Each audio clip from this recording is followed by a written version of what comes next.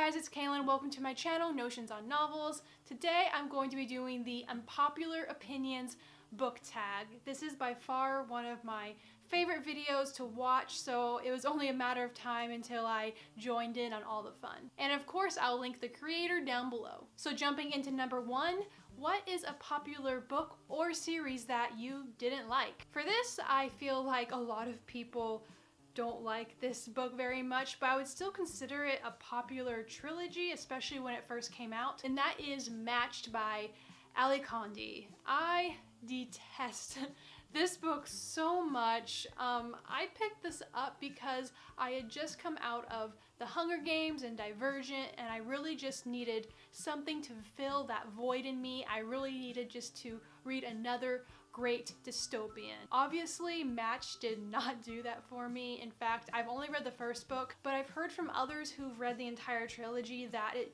just keeps going downhill and that Matched was their favorite book. So that kind of confirms to me that, you know, I'm probably not going to be picking up the rest of this trilogy. Question number two, a popular book that everyone seems to hate but you love. For this, I'm gonna go with Red Queen by Victoria Aveyard.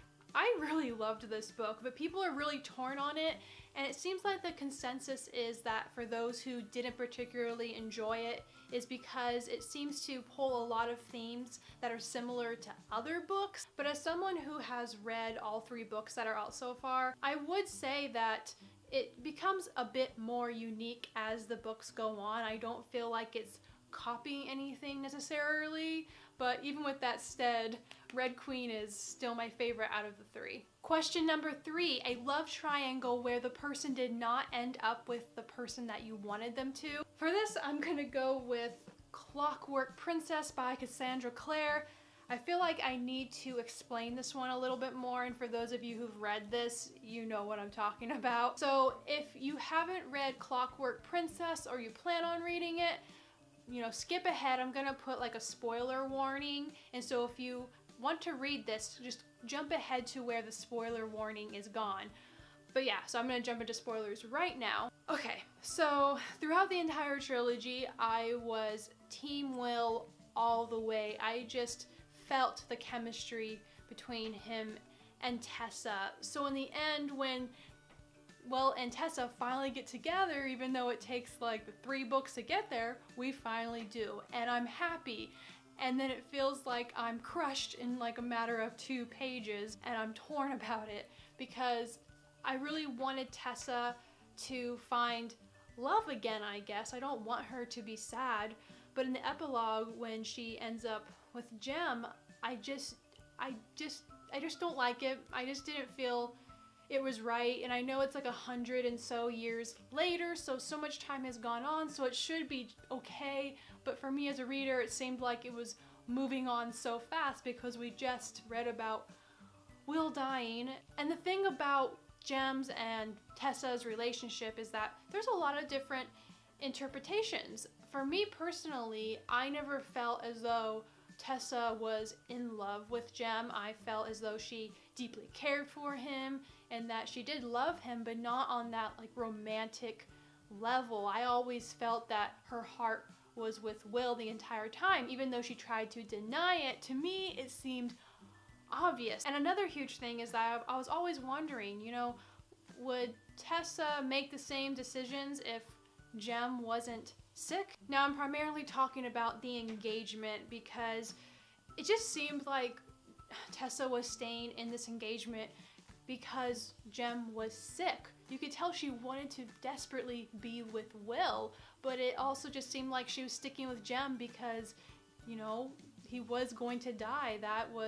It seemed inevitable at that point. But I just didn't feel they had nearly the same connection, so when she ended up with him in the end, I just didn't, I was kind of baffled as a reader. I know there was those who really loved Jem and Tessa together, and that's great, but for me personally, I wasn't happy about it, and it really bothered me. Question number 4, a popular book genre that you hardly reach for. I'm gonna go with sci-fi for this one. I rarely pick it up. I do like the Lunar Chronicles so far, but that's about it. Question number 5, a popular or beloved character that you don't like. For this one, I feel like I'm a bit heartless saying it, but I really didn't care for Prim from the Hunger Games.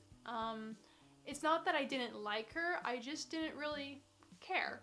And so yeah, I'm gonna go with Prim. Question 6, a popular author that you just can't get into. For this, I'm gonna go with John Green. I didn't finish Paper Towns. I tried a few times. The only book I fully read of his is A Fault in Our Stars, and I thought it was, you know, an okay book, but I wasn't blown away, and I was just expecting a lot more out of it. After reading it, it didn't make me want to pick up any more of his books, and I don't see myself doing that in the future. And question 7, a popular book trope that you're just tired of seeing. The number one thing that just gets under my skin is when there's miscommunication between two characters, and I've talked about this on my channel before, but like when you have these two characters and they're usually the love interests, and you know that there's just this miscommunication, you know that if they just talked it out it would be fine, but this miscommunication is there to draw the story out and, you know, just make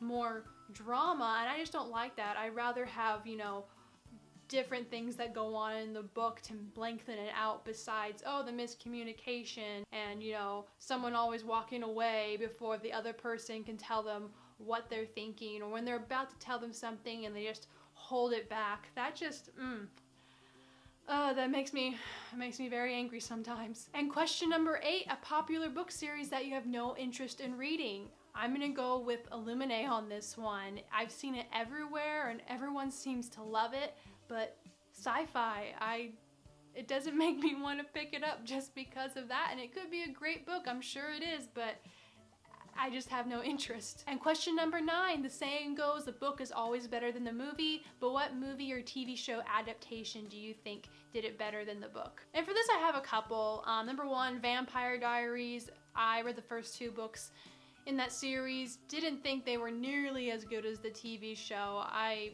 definitely preferred the TV show to those books. And also The Notebook. I love that movie. It's one of my favorite movies of all time. And I read the book a few years after I watched the movie, and it was good, but it wasn't as impactful to me. Maybe if I would have, you know, switched it around and read the book first, I would have had a different opinion, but part of me thinks that no, you just don't get the same out of the book as you do the movie. The way it was presented was perfect, and it made me fall in love with the movie. It brought out more emotions, way more than the book ever did. Alright guys, so those were my unpopular opinions. I would love to hear what you guys think. Let me know if you agree with me or even if you disagree with me. I'd love to talk about it. So I hope you have a great day. Until next time.